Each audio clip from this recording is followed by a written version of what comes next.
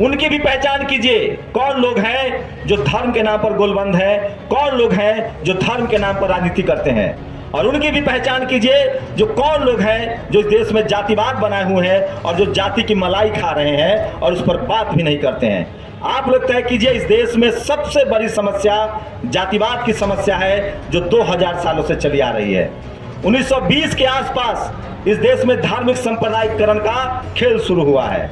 वो भी उन्हीं लोगों ने खेल शुरू किया जो लोग जाति के नाम पर मजे मार रहे थे।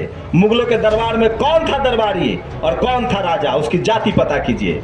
अंग्रेजों के दरबार में कौन था दरबारी, कौन अंग्रेजों को कह रहा था कि हम विदेश से आए हैं, कौन किताब लिख रहा था, उसका धर्म भी देखिए और जाति भी देखिए। और इस देश का जो 97%, चाहे वो किसी समाज का हो, किसी धर्म का हो, किसी जाति का हो, वो शोषित है, पीड़ित है, वंचित है। और उसमें उसके अपने ही समाज, अपनी ही जाति और अपने ही धर्म के लोगों का हाथ है जो उसको समझने नहीं दे रहा है। नीचे वाला तबका जो है वो नीचे वाले तबके का शोषण नहीं कर रहा है।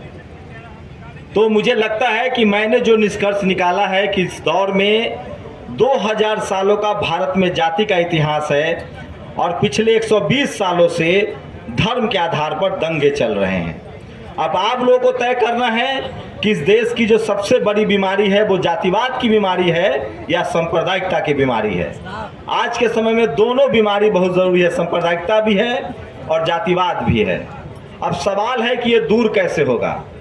मेरा जो आकलन है, मेरा जो अनुमान है, मैं जो समझ पाया हूँ कि इस देश में हर आदमी अपनी जाति और अपने धर्म के हिसाब से जब सोच रहा है, तो मैं इस देश के तमाम धर्म और जाति के लोगों से गुजारिश कर रहा हूं कि आप कुछ मत कीजिए, एक काम जरूर कीजिए।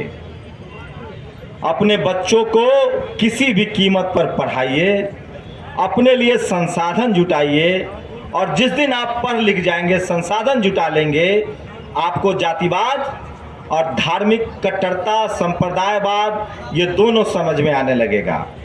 आज के समय में मुझे नहीं पता भारत में डेमोक्रेसी क्या होगी, कल रहेगी नहीं रहेगी।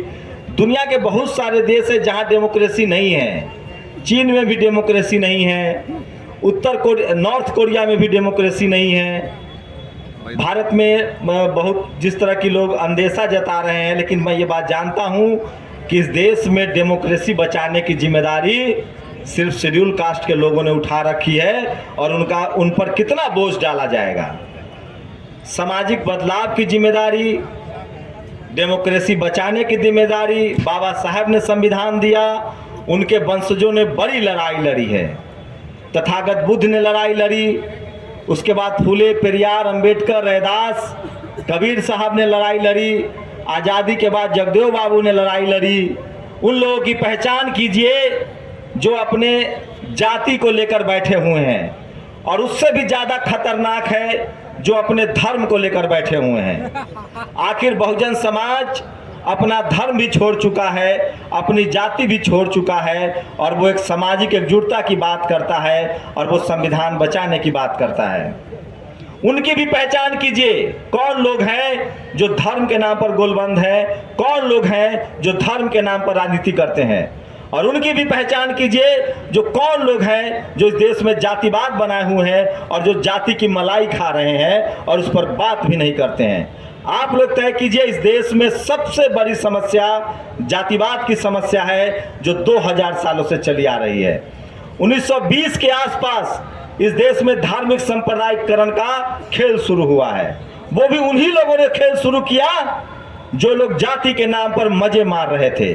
मुगलों के दरबार में कौन था दरबारी और कौन था राजा, उसकी जाति पता कीजिए।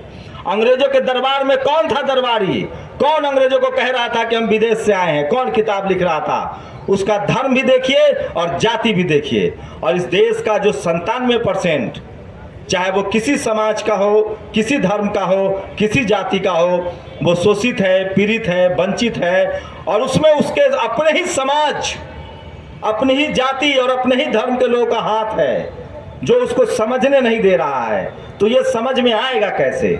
इसका एक ही रास्ता है, फूले, पेरियार, अंबेडकर, जगदेव प्रसाद, मानवर कांसीराम साहब, इन तमाम महापुरुष जिन्होंने उतनी ही किताबें लिखी, चाहे गुरु गोविंद सिंह हो, जिन्होंने किताबें लिखी हैं, जिन्होंने इस देश में नो रेस नो कास्ट, उन लोग की पहचान कीजिए।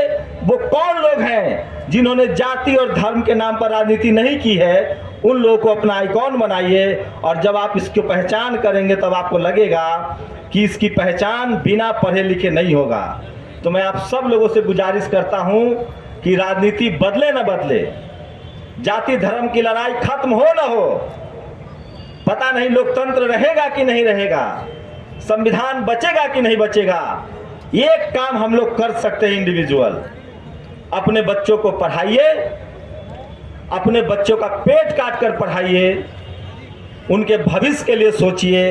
संभव हो तो दुनिया के किसी देश में भेजिए, लेकिन उनको पढ़ाइए और किसी बहकावे में मत आइए। न जाति के बहकावे में आइए, न धर्म के बहकावे में आइए।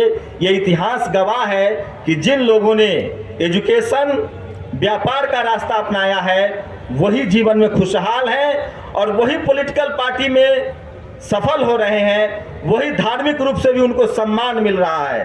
तो एक लक्ष्य तय करें, और खासकर बहुजन समाज के लोग ही गरीब हैं, SC ST OBC के लोग गरीब हैं, वो किसी भी कीमत पर।